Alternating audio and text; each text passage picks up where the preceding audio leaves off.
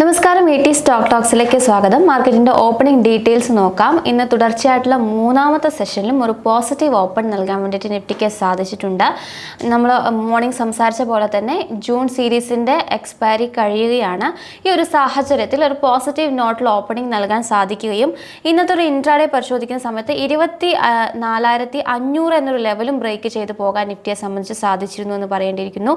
ഇന്ന് 25,400 എന്നൊരു level break ചെയ്ത് പോകാൻ വേണ്ടിയിട്ട് ഇന്ന് ക്രിയേറ്റ് ചെയ്തിരിക്കുന്ന ഒരു ഇൻട്രാഡേ ഹൈ 25,437 എന്നൊരു റേഞ്ചാണ്. നൽകിയിരിക്കുന്ന ഓപ്പണിംഗ് 25,259 എന്നൊരു റേഞ്ചിലാണ് ഓപ്പണിംഗ് നൽകിയത്. ഒരു ഗ്യാപ്പ് ഓഫ് ഓപ്പണിംഗ് തന്നെയാണ് ഇന്നും നൽകിയിരിക്കുന്നത്. ആദ്യ നിമിഷങ്ങളിൽ വലിയൊരു റാലി കാണുകയും പിന്നീട് അവിടുന്ന് അങ്ങോട്ട് നേരിയ ഒരു കറക്ഷൻ ആദ്യ മണിക്കൂറുകളിൽ തന്നെ നിലനിർത്തുകയും ചെയ്തിട്ടുണ്ട്. നിലവിൽ നോക്കുമ്പോൾ 25,401 എന്നൊരു റേഞ്ചിലാണ് ഇപ്പോൾ നിഫ്റ്റി തുടരുന്നത്. അതായത് ഇന്നത്തെ ഒരു സെഷൻ നമ്മൾ പരിശോധിക്കുകയാണെങ്കിൽ റേഞ്ച് ബൗണ്ട് ആയിട്ടാണ് മൂവ് ചെയ്യുന്നതെന്ന് കാണാൻ സാധിക്കുന്നുണ്ട്. 25,250, 25,450 റേഞ്ചിന്റെ ഉള്ളിലാണ് ഈ ഒരു സൂചിക ഇപ്പോൾ ട്രേഡിംഗ് നടത്തുന്നത്. നമ്മുടെ സെൻസെക്സിനെ സംബന്ധിച്ച് തുടക്ക സമയത്ത് 600 പോയിന്റിലധികം നേട്ടം രേഖപ്പെടുത്താൻ സാധിച്ചിരുന്നു. നിലവിൽ നോക്കുമ്പോഴും 540 പോയിന്റിന്റെ ഒരു നേട്ടത്തിൽ 83,287 എന്നൊരു റേഞ്ചിലാണ് ട്രേഡിംഗ് മുന്നോട്ട് കൊണ്ടുപോകുന്നത്. പ്രധാനമായിട്ടും ഇന്ന് Jio, Eternal, Bharti Airtel, Reliance, Bajaj Finance പോലുള്ള ഓഹരികളിലൊക്കെ തന്നെ നമുക്കൊരു മൂവ്മെന്റ് കാണാൻ സാധിക്കുന്നുണ്ട്. തുടക്കത്തിൽ റിലയൻസ് ഒക്കെ ഒരു നേരിയ ഒരു ഇടിവായിരുന്നു രേഖപ്പെടുത്തിയിരുന്നത്. പക്ഷേ ഇപ്പോൾ നോക്കുമ്പോൾ റിലയൻസ്, HDFC പോലുള്ള മേജർ ഹെവി വെയ്റ്റ്സ് ഒക്കെ നിഫ്റ്റിക്ക് വലിയ തോതിലൊരു പിന്തുണ നൽകുന്നതായിട്ട് കാണാൻ സാധിക്കുന്നുണ്ട്. അതുകൊണ്ട് തന്നെ ഉച്ച കഴിഞ്ഞുള്ള സെഷനിൽ എത്രത്തോളം മൂവ്മെന്റ് രേഖപ്പെടുത്താൻ വേണ്ടിയിട്ട് സാധിക്കുമെന്നുള്ളത് നമ്മൾ നോക്കേണ്ടതുണ്ട്. ഇനി ഇടിയുന്ന ഓഹരികൾ നോക്കുകയാണെങ്കിൽ doctor Reddy, SBI, Eicher motor, Sun Pharma, Kotak Mahindra bank പോലുള്ള ഓഹരികളാണ് നഷ്ടത്തിൽ മുന്നോട്ട് പോകുന്നത്. ഇനി നമ്മൾ സൂചികളുടെ പ്രകടനം വിലയിരുത്തുന്ന സമയത്തും പ്രധാനപ്പെട്ട ഓയിൽ ആൻഡ് ഗ്യാസ് സൂചികയ്ക്കാണ് ഇന്ന് നല്ലൊരു മുന്നേറ്റം രേഖപ്പെടുത്താൻ വേണ്ടിയിട്ട് സാധിച്ചിരിക്കുന്നത്. കുറേയധികം സൂചികൾക്ക് ഇന്ന് പോസിറ്റീവ് നോട്ടിൽ മുന്നോട്ട് പോകാൻ വേണ്ടിയിട്ട് സാധിച്ചിട്ടുണ്ടെന്ന് കാണാൻ സാധിക്കും. ഇനി നമ്മൾ നിഫ്റ്റിയെ സംബന്ധിച്ച് ഇനി മുന്നോട്ടേക്ക് ശ്രദ്ധിച്ചിരിക്കേണ്ട ലെവലുകൾ കൂടി നോക്കാം. നമ്മൾ മോർണിംഗ് സംസാരിച്ചിരുന്ന പ്രധാനപ്പെട്ട റെസിസ്റ്റൻസ് 25,350 ആയിരുന്നു. ആ ഒരു റെസിസ്റ്റൻസ് ബ്രേക്ക് ചെയ്ത് പോയിട്ടുണ്ട്. 25,400 എന്ന റെസിസ്റ്റൻസും ബ്രേക്ക് ചെയ്തിട്ടുണ്ട്. സോ നമ്മൾ ഇനി ശ്രദ്ധിക്കേണ്ട ഒരു ലെവൽ എന്ന് പറയുന്നത് തീർച്ചയായിട്ടും 25,500, തുടർന്ന് 25,600 എന്നൊരു റേഞ്ചിലായിരിക്കണം അടുത്ത റെസിസ്റ്റൻസ് പ്രതീക്ഷിക്കേണ്ടത്. ഇനി കുറച്ചും കൂടെ ബ്രോഡർ ആയിട്ട് നമ്മളൊരു റെസിസ്റ്റൻസ് നോക്കുകയാണെങ്കിൽ 25,750 എന്നുള്ള റെസിസ്റ്റൻസും ഇപ്പോൾ അനലിസ്റ്റുകൾ പറഞ്ഞു വെച്ചിട്ടുണ്ട്. ഈ ഡൗൺ സൈഡിലേക്ക് വരുമ്പോൾ 25,200 ആണ് ഇനി നമ്മൾ ആദ്യമായിട്ട് ശ്രദ്ധിച്ചിരിക്കേണ്ട ഒരു സപ്പോർട്ട് എന്ന് പറയുന്നത്. 25,200 കഴിഞ്ഞാൽ 25,100, തുടർന്ന് 25,000 എന്നീ ലെവലുകളിൽ നമുക്കൊരു സപ്പോർട്ട് പ്രതീക്ഷിക്കാമെന്ന് ചോയ്സ് ബ്രോക്കിങ്ങിലെ ഡെറിവേറ്റീവ് അനലിസ്റ്റ് ആയിട്ടുള്ള ഹർദിക് മതാലിയ അഭിപ്രായപ്പെടുന്നുണ്ട്. ഇന്നത്തെ ഒരു സെഷനിൽ പ്രധാന മൂവ്മെന്റ് രേഖപ്പെടുത്തിയിട്ടുള്ള കുറച്ച് ഓഹരികൾ കൂടി നോക്കാം. അതിൽ വൺ മൊബിക്വിക്ക് സിസ്റ്റത്തിൽ ഒരു ബ്ലോക്ക് ഡീൽ നടന്നതായിട്ട് കാണാൻ സാധിച്ചിരുന്നു. 6% ഇടിവ് ഇതിനെ തുടർന്ന് ഓഹരി രേഖപ്പെടുത്തി. നെറ്റ്1 അപ്ലൈഡ് ടെക്നോളജീസ് ആണ് ഈ ഒരു സ്റ്റോക്കിനെ വിറ്റഴിച്ചിട്ടുണ്ടായിരുന്നത്. 8% ഒരു സ്റ്റേക്കാണ് വിറ്റഴിച്ചിട്ടുണ്ടായിരുന്നത്. തുടക്കത്തിൽ 6% ഇടിവ് രേഖപ്പെടുത്തിയിട്ടുള്ള വൺ മൊബിക്വിക്ക് പിന്നെ അവിടെ നിന്നും ഇൻട്രാഡേ ലോയിൽ നിന്നും ശക്തമായിട്ടുള്ള റിക്കവറിയാണ് രേഖപ്പെടുത്തിയത്. 13%-ലധികം നേട്ടമാണ് ഇപ്പോൾ രേഖപ്പെടുത്തുന്നത് പറയേണ്ടിയിരിക്കുന്നു. മറ്റൊന്ന് PB ഫിൻടെക് ആയിരുന്നു. PB ഫിൻടെക്കിലും ഒരു ബ്ലോക്ക് ഡീൽ നടന്നു. നമ്മൾ മോർണിംഗും സംസാരിച്ചിരുന്നു. ഈ ഒരു സ്റ്റോക്കിൻ്റെ 1.1% ഓഹരികളാണ് വിറ്റഴിച്ചിരിക്കുന്നത്. പ്രൊമോട്ടേഴ്സ് തന്നെയായിരുന്നു ഇതിൻ്റെ സ്റ്റേക്ക് സെയിൽ നടത്തിയതെന്ന് തന്നെയാണ് ഇപ്പോൾ റിപ്പോർട്ടുകൾ വന്നിരിക്കുന്നത്. ടെക്സ്മാക്കോ റെയിൽ നിന്ന് നല്ലൊരു മൂവ്മെൻറ്റ് രേഖപ്പെടുത്തിയിട്ടുണ്ട്. 9% ഒരു മുന്നേറ്റം തുടക്ക വ്യാപാരത്തിൽ തന്നെ രേഖപ്പെടുത്താൻ സാധിച്ചിരുന്നു. $62.24 മില്യൺ പുതിയ ഓർഡറുകൾ കരസ്ഥമാക്കാൻ സാധിച്ചതിൻ്റെ ബേസിലാണ് ഓഹരിക്ക് നല്ലൊരു മുന്നേറ്റം രേഖപ്പെടുത്താൻ വേണ്ടിയിട്ട് സാധിച്ചിരിക്കുന്നത്. നെസ്ലെ ഇന്ത്യയുടെ ബോർഡ് യോഗത്തിനെ കുറിച്ച് നമ്മൾ സംസാരിച്ചിരുന്നു. 1.1:1 എന്ന റേഞ്ചിൽ ബോണസ് നൽകുമെന്ന തീരുമാനമാണ് ഇപ്പോൾ നെസ്ലെ അറിയിച്ചിരിക്കുന്നത്. ഈ ഒരു തീരുമാനം വന്നതിന് പിന്നാലെ നെസ്ലയുടെ ഓഹരികളിൽ 1% ഒരു മുന്നേറ്റം കാണാൻ സാധിച്ചിട്ടുണ്ട്. SBIയുടെ കാര്യം നമ്മൾ മെൻഷൻ ചെയ്തിട്ടുണ്ടായിരുന്നു. അവർ ഓൾറെഡി ഒരു 25,000 കോടി രൂപ ഫണ്ട് റൈസിങ്ങിൻ്റെ ഒരു തീരുമാനങ്ങളൊക്കെ അറിയിച്ചിട്ടുണ്ടായിരുന്നു. അതിന് വേണ്ടിയിട്ടുള്ള മെർച്ചന്റ് ബാങ്കേഴ്സിനെ തീരുമാനിക്കാനുള്ള യോഗമൊക്കെ ഇന്ന് ചേർന്നിട്ടുണ്ട്. HSBC, city, Kotak, Morgan Stanley, ICICI securities, SBI capital markets എന്നിവരെയാണ് മെർച്ചന്റ് ബാങ്കേഴ്സായിട്ട് അപ്പോയിന്റ് ചെയ്തിരിക്കുന്നതെന്നുള്ള അപ്ഡേഷൻസ് കൂടിയും SBIയുടെ ഭാഗത്ത് നിന്ന് വന്നിട്ടുണ്ട്. പക്ഷേ SBI ഇന്ന് ഒരു നേരിയ ഇടിവിലാണ് ട്രേഡിംഗ് മുന്നോട്ട് കൊണ്ടുപോകുന്നത്. ഇന്നത്തെ സെഷൻ നമ്മൾ പ്രധാനമായിട്ടും ഡിസ്കസ് ചെയ്യാൻ ഉദ്ദേശിക്കുന്ന ഡിഫൻസ് സെക്ടറിനെ കുറിച്ചാണ്. കാരണം ഡിഫൻസുമായി ബന്ധപ്പെട്ടിട്ടുള്ള പല അപ്ഡേഷൻസ് ആണ് കഴിഞ്ഞ കുറേ ദിവസങ്ങളായിട്ട് വന്നുകൊണ്ടിരിക്കുന്നത്. ഇന്ന് മേജർ ആയിട്ടുള്ള 2 അപ്ഡേഷൻസ് ആണ്. ഒന്ന് പ്രത്യക്ഷമായിട്ടും ഒന്ന് പരോക്ഷമായിട്ടും ഡിഫൻസ് സെക്ടറിനെ സ്വാധീനിക്കാൻ സാധ്യതയുള്ള 2 തീരുമാനങ്ങളാണ്. അതിലാദ്യം നമുക്ക് ഇൻഡയറക്റ്റ് ആയിട്ട് ഡിഫൻസിന്റെ ഓഹരികളിലെ കാര്യമായി ഇമ്പാക്റ്റ് ഉണ്ടാക്കില്ല എങ്കിൽ പോലും വന്ന ലേറ്റസ്റ്റ് ആയിട്ടുള്ള അപ്ഡേഷൻസ് എന്താണെന്ന് നോക്കാം. അതിൽ defence minister Rajnath Singh Shanghai cooperation ഓർഗനൈസേഷൻ്റെ യോഗത്തിൽ പങ്കെടുത്തിട്ടുണ്ടായിരുന്നു. പക്ഷേ അവരുടെ ജോയിൻറ്റ് സ്റ്റേറ്റ്മെൻറ്റിൽ ഇപ്പോൾ ഒപ്പുവെക്കുന്നതിന് വിസമ്മതം അറിയിച്ചിരിക്കുന്നു എന്നുള്ള ലേറ്റസ്റ്റ് ആയിട്ടുള്ള ഒരു അപ്ഡേഷൻസ് ആണ് ഇപ്പോൾ പുറത്തു വന്നിരിക്കുന്നത്. കാരണം ഈ ഒരു ചടങ്ങിൽ 26 നിരപരാധികളുടെ ജീവൻ അപഹരിച്ചിട്ടുള്ള പഹൽഗാം ഭീകരാക്രമണത്തെക്കുറിച്ച് പരാമർശം നടത്തിയിട്ടില്ല എന്നാണ് അദ്ദേഹം വ്യക്തമാക്കിയിരിക്കുന്നത്. ഇന്ത്യയുടെ ഭീകരതയ്ക്കെതിരെയുള്ള ആ ഒരു അഭിപ്രായത്തിന് അല്ലെങ്കിൽ ആ ഒരു നിലപാടിനെ ശക്തമായിട്ട് ഊന്നൽ നൽകിയിട്ടില്ല, അതിനുവേണ്ട ഇമ്പോർട്ടൻസ് നൽകിയിട്ടില്ല ഈ ഒരു സ്റ്റേറ്റ്മെന്റിൽ എന്നാണ് അദ്ദേഹം വ്യക്തമാക്കുന്നത്. മറിച്ച് ബലൂചിസ്ഥാനെ കുറിച്ച് പരാമർശിക്കുകയും ചെയ്തിട്ടുണ്ട് എന്ന് തന്നെയാണ് ഇപ്പോൾ അറിയാൻ സാധിക്കുന്നത്. ഈ ഒരു കോർപ്പറേഷന്റെ ഓർഗനൈസേഷനിൽ ഇന്നിപ്പോൾ അധ്യക്ഷൻ വഹിച്ചിരിക്കുന്നത് ചൈനയാണ്. ഈ ചൈന അധ്യക്ഷൻ വഹിക്കുന്നതിനാൽ തന്നെ പാകിസ്ഥാന്റെ നിർദ്ദേശപ്രകാരമായിരിക്കാം ഇത്തരത്തിൽ പഹൽഗാം ആക്രമണത്തെക്കുറിച്ച് സൂചന നൽകാഞ്ഞത് എന്നുള്ള ഒരു ആരോപണം കൂടിയും അദ്ദേഹം ഉന്നയിച്ചിട്ടുണ്ട്. സോ ഇത്തരത്തിലുള്ള ഒരു അപ്ഡേഷൻസ് ആണ് ഇപ്പോൾ പുറത്തു വരുന്നത്. ഈ ഒരു ജോയിന്റ് സ്റ്റേറ്റ്മെന്റിൽ ഒപ്പിടുന്നതിൽ അദ്ദേഹം പിന്മാറി എന്നുള്ള ഒരു അപ്ഡേഷൻസ് ആണ് ലേറ്റസ്റ്റ് ആയിട്ട് വരുന്നത്. അതോടൊപ്പം തന്നെ ഡിഫൻസിനെ സംബന്ധിച്ച് മറ്റൊരു അപ്ഡേഷൻസ് വന്നിരിക്കുന്നത് നാറ്റോ ഇപ്പോൾ ഡിഫൻസിന്റെ സ്പെൻഡിങ് കൂട്ടാൻ വേണ്ടിയിട്ട് തീരുമാനിച്ചിട്ടുണ്ട്. 5% ഉയർത്താൻ വേണ്ടിയിട്ടാണ് തീരുമാനിച്ചിരിക്കുന്നത് എന്നാണ് ഇപ്പോൾ അറിയുന്നത്. നാറ്റോ എന്ന് പറയുന്നത് നോർത്ത് അറ്റ്ലാന്റിക് ട്രീറ്റി ഓർഗനൈസേഷൻ ആണ്. ഇവരാണ് ഇപ്പോൾ ഡിഫൻസ് സ്പെൻഡിങ് 5% ഉയർത്താൻ വേണ്ടി തീരുമാനിച്ചിരിക്കുന്നത്. 2035 GDPയുടെ 5% ഡിഫൻസ് സ്പെൻഡിങ് ഉയർത്തി കൊണ്ടുവരുമെന്നുള്ള ഒരു പ്രഖ്യാപനമാണ് നാറ്റോയുടെ ഭാഗത്ത് നിന്നുണ്ടായിരിക്കുന്നത്. ഈ ഒരു പ്രഖ്യാപനം അല്ലെങ്കിൽ ഈ ഒരു തീരുമാനം ഇന്ന് ഡിഫൻസ് ഓഹരികളിൽ വലിയ തോതിൽ ഇൻഫ്ലുവൻസ് ചെയ്തതായിട്ട് കാണാം. പല ഡിഫൻസ് ഓഹരികളും ശക്തമായിട്ടുള്ള മൂവ്മെന്റ് രേഖപ്പെടുത്തിയിട്ടുണ്ട്. എന്നാൽ ഇന്നലത്തെ ഡിഫൻസ് ഓഹരികളുടെ പ്രകടനം വിലയിരുത്തുന്ന സമയത്ത് പല ഡിഫൻസ് ഓഹരികളും ഒരു ഇടിവിലാണ് ഇപ്പോൾ ട്രേഡിംഗ് നടത്തിക്കൊണ്ടുണ്ടായിരുന്നത്. പല ഓഹരികളിലും നമുക്ക് വലിയ തോതിലൊരു നഷ്ടം കാണാൻ സാധിച്ചിരുന്നു. ഇന്നലത്തെ ഒരു ഇടിവിന് കാരണമായിട്ട് അനലിസ്റ്റുകൾ അല്ലെങ്കിൽ പൊതുവെ ചൂണ്ടിക്കാണിക്കുന്നത് നമ്മൾ സീസ് ഫയർ പ്രഖ്യാപിച്ചതിന് ശേഷം വെടിനിർത്തൽ പ്രഖ്യാപിച്ചത് ഡിഫൻസ് ഓഹരികൾ നെഗറ്റീവായിട്ട് ഇമ്പാക്റ്റ് ചെയ്തു എന്നുള്ളതാണ് പറയുന്നത്. അതല്ലാതെ പ്രോഫിറ്റ് ബുക്കിംഗ് കണ്ടു എന്നുള്ള ഒരു വിലയിരുത്തൽ കൂടി പങ്കുവെക്കുന്നുണ്ട്. ഏതായാലും കഴിഞ്ഞ സെഷനിലെ ഇടിവിന് ശേഷം ഇന്ന് നല്ലൊരു മുന്നേറ്റം പല ഡിഫൻസ് ഓഹരികൾക്കും രേഖപ്പെടുത്താൻ വേണ്ടിയിട്ട് സാധിക്കുന്നുണ്ട്. ഇനി ഈ നാറ്റോയുടെ ഈ ഒരു ഡിഫൻസ് സ്പെൻഡിങ് ഉയർത്തുന്നത് വഴി നമ്മുടെ ഇന്ത്യൻ ഡിഫൻസ് സെക്ടറിനെ സംബന്ധിച്ച് വളരെയധികം പോസിറ്റീവായിട്ട് തന്നെയാണ് അത് ഇമ്പാക്റ്റ് ചെയ്യുക. പ്രത്യേകിച്ച് HAL, Bharat dynamics, Bharat electronics പോലുള്ള കമ്പനികളെയൊക്കെ സംബന്ധിച്ച് അവർക്കൊക്കെ തന്നെ അത് പോസിറ്റീവായിട്ടുള്ള ഒരു ഇമ്പാക്റ്റാണ് ഉണ്ടാക്കുക. കാരണം സ്വാഭാവികമായിട്ടും എക്സ്പോർട്ട് ഓർഡേഴ്സൊക്കെ തന്നെ കൂടാനുള്ള സാധ്യത ഇപ്പോൾ വഴിതെളിഞ്ഞ് വന്നിട്ടുണ്ട്.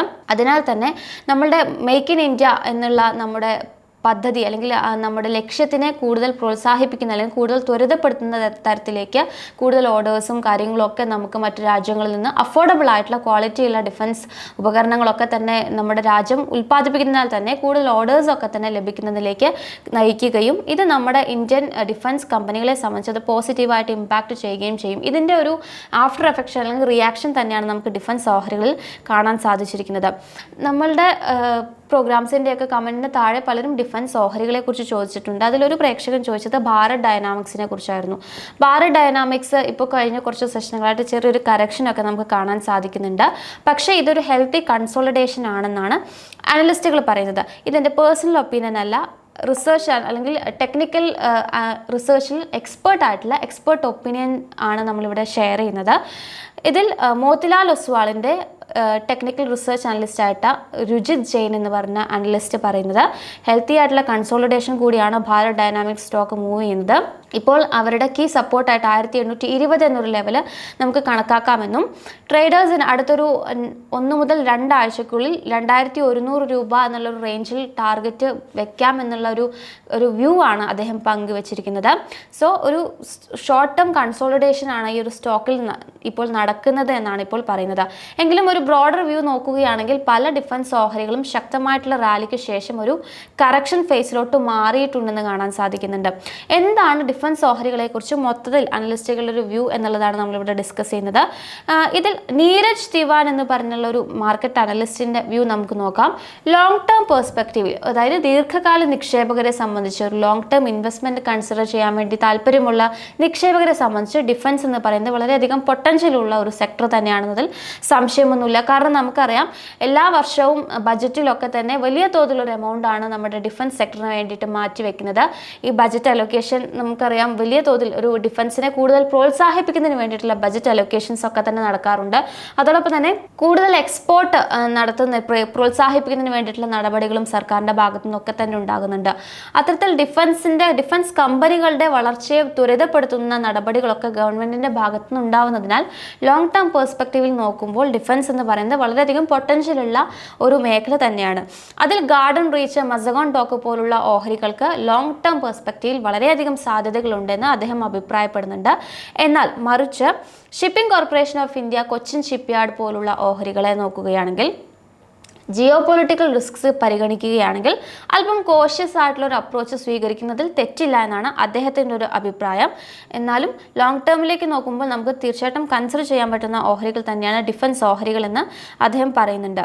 കഴിഞ്ഞ സെഷനിൽ നമ്മൾ ഡിഫൻസ് ഓൾറെഡി ഇടിഞ്ഞിട്ടുണ്ടായിരുന്നു എന്ന് പറഞ്ഞിട്ടുണ്ടായിരുന്നു. ഡാറ്റാ പാറ്റേൺസിലൊക്കെ 4% ഇടിവ് രേഖപ്പെടുത്തിയിട്ടുണ്ടായിരുന്നു. പാരാസ് ഡിഫൻസിലൊക്കെ തന്നെ ഒരു ഇടിവാണ് നമുക്ക് കാണാൻ സാധിച്ചിട്ടുണ്ടായിരുന്നത്. എന്നാൽ ഈ ഇടിവ് നിലവിൽ നോക്കുമ്പോൾ പല വ്യൂ ആണ് അനലിസ്റ്റുകൾ പങ്കുവയ്ക്കുന്നത്. ഒരു കൂട്ടം ആളുകൾ പറയുന്നത് ഈ പറയുന്ന പോലെ വെടിനിർത്തൽ എന്നുള്ള ഒരു പ്രഖ്യാപനം വന്നതിന് ശേഷമാണ് ഇത്തരത്തിൽ ഡിഫൻസ് ഓഹരികളിൽ സ്വാഭാവികമായിട്ടും ഒരു ഇടിവ് കാണാൻ സാധിച്ചിട്ടുണ്ടായിരുന്നു. നമുക്കറിയാം ഈ ഒരു ഇന്ത്യ പാകിസ്ഥാൻ സംഘർഷം ആരംഭിച്ച മുതൽ, അതായത് ഓപ്പറേഷൻ സിന്ദൂർ എന്നുള്ള ഒരു കൺസെപ്റ്റ് വന്നപ്പോൾ തൊട്ട് ഡിഫൻസ് ഓഹരികളിൽ നമുക്ക് നല്ലൊരു മൂവ്മെന്റ് കാണാൻ സാധിച്ചിട്ടുണ്ടായിരുന്നു. അവിടുന്ന് അങ്ങോട്ട് തുടർച്ചയായിട്ട് ഡിഫൻസുമായി റിലേറ്റഡ് ആയിട്ടുള്ള അപ്ഡേഷൻസ് വരുന്നതിനനുസരിച്ച് അതിൻ്റെതായിട്ടുള്ള മൂവ്മെന്റ് കാണാൻ സാധിച്ചിട്ടുണ്ടായിരുന്നു. പിന്നീട് ഇറാൻ ഇസ്രായേൽ സംഘർഷം വരുന്ന സാഹചര്യത്തിലും ഡിഫൻസിൽ കൂടുതൽ ഓർഡറുകൾ ലഭിച്ചേക്കാം എന്നുള്ളതിൻ്റെ ഒരു ഇമ്പാക്റ്റിൽ നമുക്ക് നല്ലൊരു മൂവ്മെന്റ് കാണാൻ സാധിച്ചിട്ടുണ്ടായിരുന്നു. എന്നാൽ താൽക്കാലികമായിട്ട് ഈ ഒരു വെടിനിർത്തൽ കരാർ പ്രഖ്യാപിച്ചു വന്നതിന് പിന്നാലെ അതിനുശേഷമാണ് ഈ ഒരു ഡിഫൻസ് ഓഹരികളിൽ നമുക്കൊരു ഇടിവ് കാണുന്നത് എന്ന് ഒരു വിഭാഗം അനലിസ്റ്റുകൾ വ്യൂ പങ്കുവയ്ക്കുന്നുണ്ട്. എന്നാൽ മറ്റൊരു കൂട്ടർ പറയുന്നത് എന്താണെന്ന് വെച്ചാൽ ഓൾറെഡി അതിൻ്റെ പീക്ക് വാല്യുവേഷൻസ് ഒക്കെ കുറച്ചുകൂടെ എക്സ്പെൻസീവ് ആയ സാഹചര്യത്തിൽ ഹെൽത്തി ആയിട്ടുള്ളൊരു കറക്ഷനാണ് ഇപ്പോൾ ഡിഫൻസ് ഓഹരികളിൽ നടക്കുന്നത് എന്നുള്ള അഭിപ്രായം പങ്കുവയ്ക്കുന്ന ആളുകളുമുണ്ട്.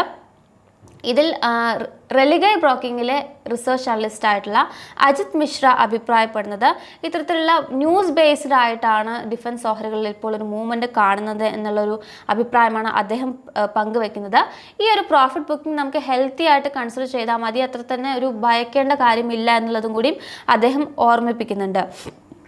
നമ്മൾ സ്ട്രിക്റ്റ് ആയിട്ടുള്ള ഇപ്പോൾ ഷോർട്ട് ടേം ട്രേഡേഴ്സിനെ സംബന്ധിച്ചാണെങ്കിൽ സ്ട്രിക്റ്റ് ആയിട്ടുള്ള സ്റ്റോപ്പ് ലോസ് മെയിൻറ്റെയിൻ ചെയ്തുകൊണ്ട് അവരുടെ എക്സിസ്റ്റിംഗ് ലോങ് പൊസിഷൻസ് അവർ കൺസിഡർ ചെയ്ത് മുന്നോട്ട് കൊണ്ടുപോവുകയാണെങ്കിൽ തീർച്ചയായിട്ടും കൂടുതൽ ഭയക്കേണ്ടതില്ല എന്നുള്ളത് തന്നെയാണ് അദ്ദേഹം അഭിപ്രായപ്പെടുന്നത്. എന്നാൽ പുതിയ പൊസിഷൻസ് ഒക്കെ എടുക്കുമ്പോൾ ഒരു ക്ലിയർ ആയിട്ടുള്ളൊരു ഡയറക്ഷണൽ മൂവ് കിട്ടാതെ നമ്മളൊരു പുതിയൊരു പൊസിഷൻ എടുക്കുന്നതിൽ അദ്ദേഹം ഒരു അഭിപ്രായ ഭിന്നത പങ്കുവെക്കുകയും ചെയ്തിട്ടുണ്ട്. എങ്കിലും നമ്മൾക്ക് ഈ പറഞ്ഞ പോലെ ലോങ് ടേം പെർസ്പെക്റ്റീവിൽ ലോങ് ടേം ആയിട്ട് കൺസിഡർ ചെയ്യുന്ന നിക്ഷേപകരെ സംബന്ധിച്ച് ഡിഫൻസ് ഓഹരികളിൽ നമുക്കൊരു പൊസിഷൻ എടുക്കുന്നതിൽ തെറ്റില്ല എന്നുള്ളതും കൂടിയും അദ്ദേഹം അഭിപ്രായപ്പെടുന്നുണ്ട്. ഇനി മറ്റൊരു കൂട്ടർ പറയുന്നത് വാല്യുവേഷൻസിൻ്റെ കാര്യം തന്നെയാണ്. വാല്യുവേഷൻസ് സൈഡ് നോക്കുന്ന സമയത്ത് വളരെ ഹൈലി വാല്യൂഡ് ആയിട്ടാണ് ഡിഫൻസ് സ്റ്റോക്ക് കുറേ സമയമായിട്ട് ഡിഫൻസ് ഓഹരികൾ നമുക്ക് കാണാൻ സാധിക്കുന്നുണ്ട്. ഇപ്പോൾ ബജറ്റ് വരുന്ന സമയത്തൊക്കെ ആണെങ്കിലും ഡിഫൻസ് ഓഹരികളിലൊക്കെ തന്നെ വലിയ റാലി കാണാറുണ്ട്. സോ ഓൾറെഡി ഇപ്പോൾ അതിൻ്റെ പീക്കിലാണ് പല ഓഹരികളും തുടരുന്നത്. അതിനാൽ തന്നെ ഒരു കറക്ഷൻ മോഡിലോട്ട് പോകേണ്ട സമയം എപ്പോഴേ ആയിട്ടുണ്ട് എന്നുള്ളൊരു അഭിപ്രായം പങ്കുവെക്കുന്ന ആളുകളുമുണ്ട്. അത്തരത്തിൽ അനലിസ്റ്റുകൾ ഒരു വ്യൂ പങ്കുവെക്കുന്നുണ്ട്. അതിനാൽ തന്നെ ഇപ്പോൾ ഇനിയൊരു കറക്ഷൻ വരികയാണെങ്കിൽ ബൈ ഓൺ ഡിപ്സ് എന്നൊരു സ്ട്രാറ്റജി അപ്ലൈ ചെയ്യുന്നതായിരിക്കും കുറച്ചുകൂടെ അഭികാമ്യം എന്നുള്ളത് മറ്റൊരു അനലിസ്റ്റ് അഭിപ്രായപ്പെടുന്നുണ്ട്. സോ പല ഡിഫൻസ് ഓഹരികളുടെയും ഓർഡർ ബുക്ക് ആണെങ്കിലും പൈപ്പ് ലൈൻ ആണെങ്കിലും ഒക്കെ നോക്കുമ്പോഴും വളരെ ശക്തമായിട്ട് തന്നെ തുടരുന്നുണ്ട്. GRSയുടെ കാര്യം, ഗാർഡൻ റീച്ചിന് നോക്കുകയാണെങ്കിൽ ഓൾറെഡി 25,000 പുതിയ ഓർഡറുകൾ കരസ്ഥമാക്കാൻ വേണ്ടിയിട്ട് സാധിച്ചിട്ടുണ്ട്. നിലവിൽ അവർക്ക് 25,000 കോടി രൂപയുടെ ഓർഡർ ബുക്ക് ഉണ്ടായിട്ട് അതിന് പുറമെ ഒരു 25,000 കോടി രൂപയുടെ ഓർഡർ ബുക്ക് കരസ്ഥമാക്കാൻ വേണ്ടി സാധിച്ചിട്ടുണ്ട്. മറ്റൊരു 70,000 കോടി രൂപയുടെ ഓർഡറുകൾ ഹൊറിസോണിൽ വന്നുകൊണ്ടിരിക്കുകയാണ്. അതോടൊപ്പം മസഗോൺ ഡോക്കിനെ സംബന്ധിച്ച് 1 ലക്ഷം കോടി രൂപയുടെ കോൺട്രാക്ട്സ് ആണ് പൈപ്പ് ലൈനിലായിട്ട് രേഖപ്പെടുത്തിയിരിക്കുന്നത്. അത്തരത്തിൽ ഓർഡർ ബുക്കൊക്കെ തന്നെ ഇത്തരം കമ്പനികളെ സംബന്ധിച്ച് വളരെ സ്ട്രോങ് ആയിട്ട് നിലനിൽക്കുന്നുണ്ട് എന്നുള്ളത് നമുക്ക് പോസിറ്റീവായിട്ട് എടുത്തു പറയേണ്ട ഒരു കാര്യം തന്നെയാണ്. ഇപ്പോൾ HALന്റെ കാര്യം നമ്മൾ പരിശോധിക്കുകയാണെങ്കിൽ ഈ ഒരു ഓർഡർ ഡെലിവറി ചെയ്യുന്നതിൽ അല്പം കാലതാമസം നേരിടുന്നുണ്ടെങ്കിൽ പോലും ഓർഡർ പൈപ്പ് ലൈൻ വളരെ സ്ട്രോങ് ആയിട്ട് നിലനിർത്താൻ സാധിച്ചിട്ടുള്ള ഒരു കമ്പനി കൂടിയാണ് ഹിന്ദുസ്ഥാൻ എയറോനോട്ടിക്സ് എന്ന് പറയുന്നത്. സോ ഇത്തരം ഓഹരികളെ സംബന്ധിച്ച് വളരെയധികം അപ്സൈഡ് പൊട്ടൻഷ്യലുള്ള ഓഹരികൾ തന്നെയാണ്. പക്ഷേ ഇത്തരത്തിലുള്ള കറക്ഷൻസ് വരികയാണെങ്കിൽ അതൊരു ഓപ്പർച്യൂണിറ്റി ആയിട്ട് തന്നെയാണ് നമ്മൾ കൺസിഡർ ചെയ്യേണ്ടതെന്നാണ് ഇത്തരം അനലിസ്റ്റുകൾ അഭിപ്രായം പങ്കുവെക്കുന്നത്. അതായത് ബൈ ഓൺ ഡിപ്സ് എന്നുള്ള സ്ട്രാറ്റജി ഡിഫൻസ് ഓഹരികൾ നമുക്ക് സ്വീകരിക്കാം എന്നത് തന്നെയാണ് അദ്ദേഹം അഭിപ്രായപ്പെടുന്നത്. ഏതായാലും ഇന്നത്തെ വിപണിയിൽ ഡിഫൻസ് ഓഹരികളെ സംബന്ധിച്ച് പല ഓഹരികൾക്കും നല്ലൊരു മുന്നേറ്റം രേഖപ്പെടുത്താൻ വേണ്ടിയിട്ട് സാധിച്ചിട്ടുണ്ട്. തുടക്ക വ്യാപാരത്തിൽ ഇന്നലെ നമ്മൾ സംസാരിച്ചിട്ടുണ്ടായിരുന്ന പല ഡിഫൻസ് ഓഹരികളും നമുക്ക് നല്ലൊരു മുന്നേറ്റം കാണാൻ വേണ്ടിയിട്ട് സാധിച്ചിട്ടുണ്ട്. ഈ ഒരു നാറ്റോയുടെ അപ്ഡേഷൻസ് വന്നതിന് പുറമെയാണ് നമുക്ക് ഡിഫൻസ് ഓഹരികളിൽ വലിയ തോതിലൊരു മുന്നേറ്റം കാണാൻ സാധിച്ചിരിക്കുന്നത്.